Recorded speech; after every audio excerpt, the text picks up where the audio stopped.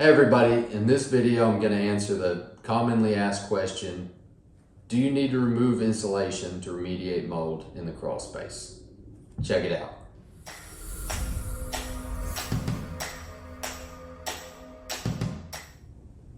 Hey everybody, Lee Sell here with the Crawl Space Ace, and we're going to talk about removing insulation when doing mold remediation in the crawl space. So, do you need to remove insulation to remediate mold? Short answer is yes.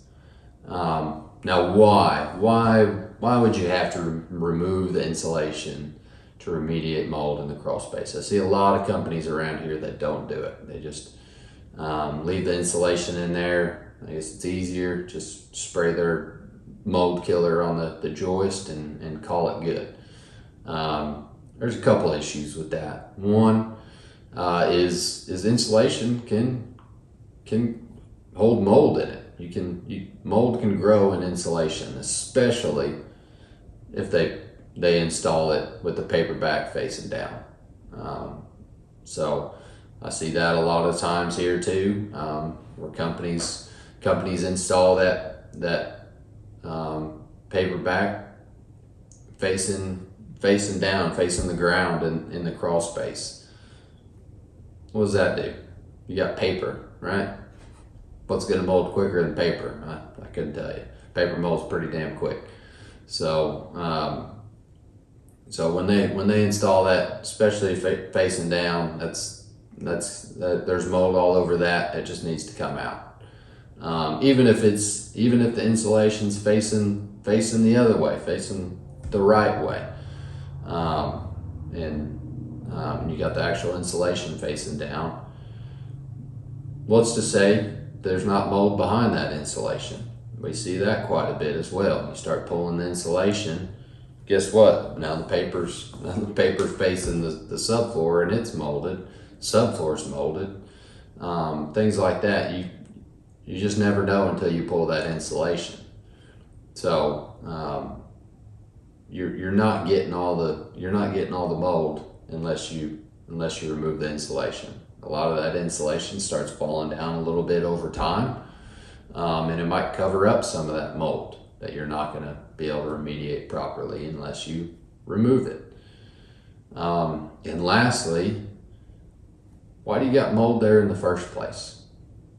Guess what? You got a moisture problem, right?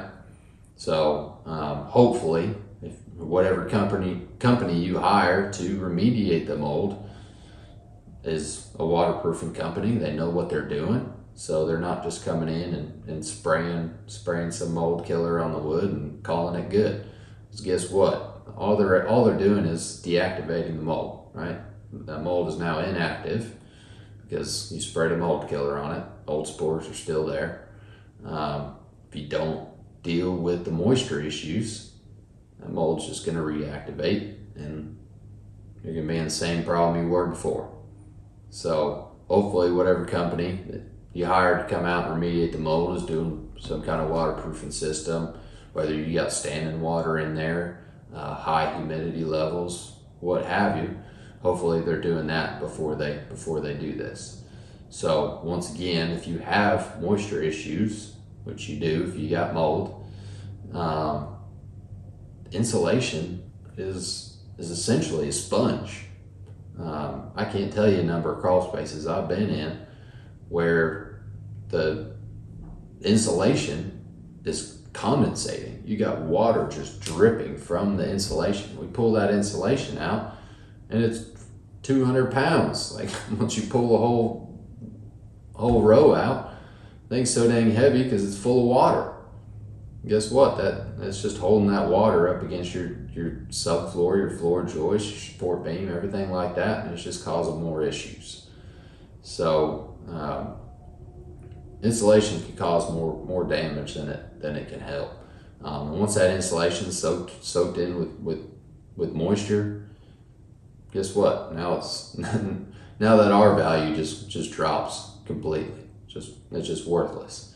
So not only is it causing more issues, it's not insulating anymore.